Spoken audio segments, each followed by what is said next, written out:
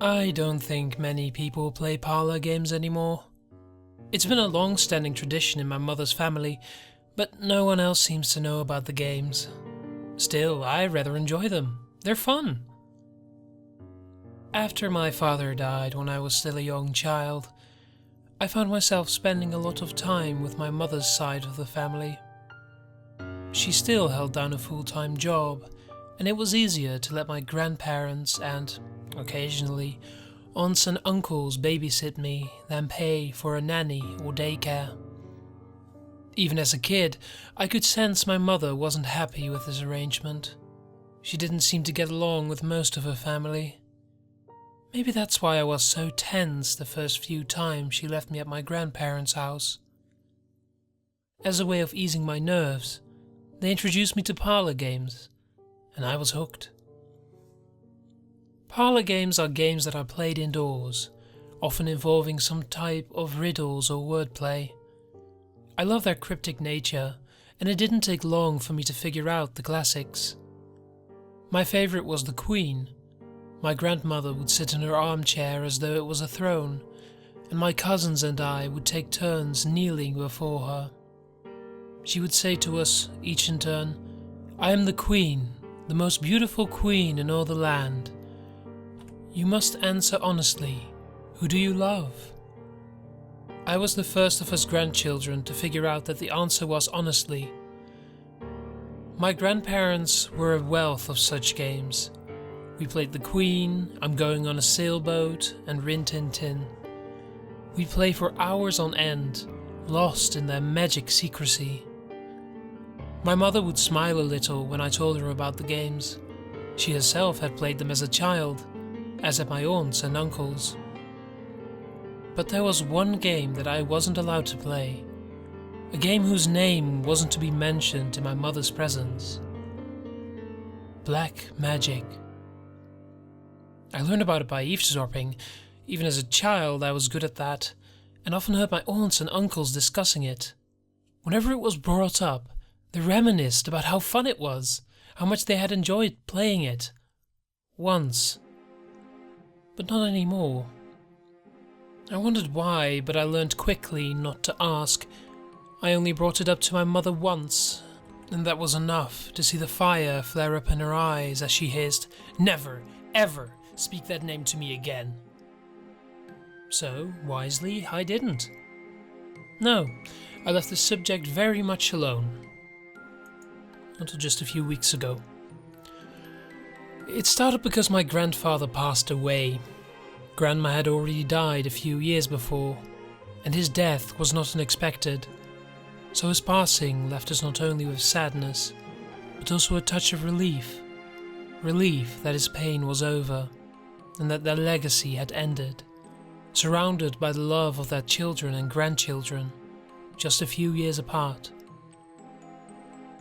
The aunts and uncles had gone out to discuss something about the burial, dragging my mother with them, who put up a very good pretense of not loathing all of them, much to my amazement, and all of us grandchildren had gathered in the living room to sit and remember. It was Andrew who brought up the parlor games. "Do you guys remember when we used to play these?" he asked, laughing as some of my cousins groaned. How could we forget? Not when Katie was so good at them. It almost wasn't fun with her winning all the time, Darius said, and I shot him a glare. Hey, I couldn't help it that he was a sore loser. "Well, there's one game that she never won though," said Andrew, giving me a sly sort of look. "What are you guys talking about?" I asked, annoyed to be out of the loop. The whisper came from somewhere across the room. I'm still not sure who said it. Black magic. My eyes widened and a rush of emotions hit me like a tidal wave. The nostalgia of the games, the curiosity over the one that sent my mother into a fury, the sudden burning need to know what it was. Oh yes, we were going to play black magic. We arranged ourselves in a circle on the living room floor, with Andrew acting as the caller, which is what we called the person in charge of directing the game. He instructed us to hold hands, and my cousins all grasped each other eagerly, watching me for my reaction. After all, I was the only one who'd never played. "Okay, since it's Katie's first time, she gets to choose," said Andrew. "Choose what?" I asked. He smiled and shook his head. "Choose somebody. Somebody you don't like." I was bewildered as I sat there, trying to think of someone we all knew. Ann Coulter? Andrew shook his head impatiently as some of my more conservative cousins glared at me. No, not a celebrity. Someone you know personally." I racked my brains again, until I finally came up with a work colleague that I didn't particularly enjoy interacting with, mostly because he was such a pretentious dirtbag. "Kyle Gentry." Andrew nodded. "Okay, repeat after me," he started. "It's in the moon, it's in the stars, it's black magic. It's in the moon, it's in the stars, it's black magic." The overhead light flickered a little, but I was the only one to notice, because everyone else had closed their eyes. My gaze drifted to the ceiling, and I felt Amelia, who was holding my right hand, squeeze my hand reassuringly. "It's in the breeze, it's in the air, it's black magic." And we repeated, "It's in the breeze, it's in the air, it's black magic." The flickering was getting worse. I heard the TV turning on and off by itself. It seemed as though power was surging and ebbing through all the electronics in the house. I tried to pull my hands away, but my cousins grasped me tighter. Andrew began one last time. "It's in the flesh, it's in the blood, it's black magic." I didn't want to join in, I swear, but my voice didn't seem to agree with me.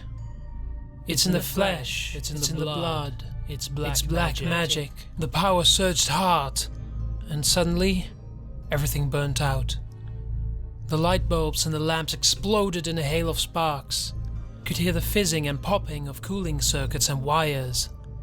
The house was dark as sin and deathly quiet.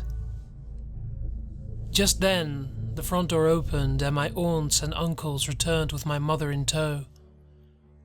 My Aunt Lucinda looked around disapprovingly, illuminated by the moon through the open door, and asked, Now, were you kids playing black magic?" I scrambled up off the floor and towards my mum, afraid that she would scream at me. Indeed, her siblings were watching her with apprehension. Her face had drained of color, and she was looking at me in abject horror. Mom, are you okay?" I asked. She looked at me with a terrible, deep sorrow in her eyes before shaking her head and walking away.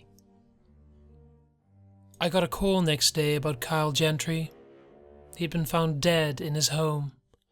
Apparent heart attack. Pretty surprising for someone as young and fit as he was. The strangest thing about it, though, was that all the lights in his house had burned out, and the electrical units were completely shot.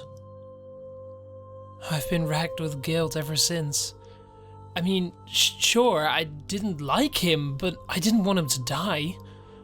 I just thought it was part of the game. That's the most disturbing part, now that I think about it. That it is just a game. To my family, anyway. All of them, except for my mother.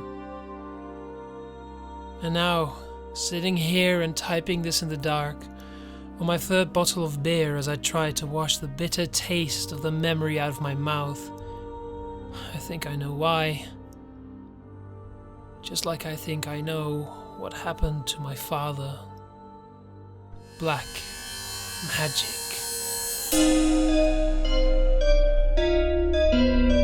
Please don't forget to subscribe to stay up to date with the latest horror stories. Also, I would really appreciate it if you were to like me on Facebook and follow me on Twitter, where I keep my followers updated with what I do.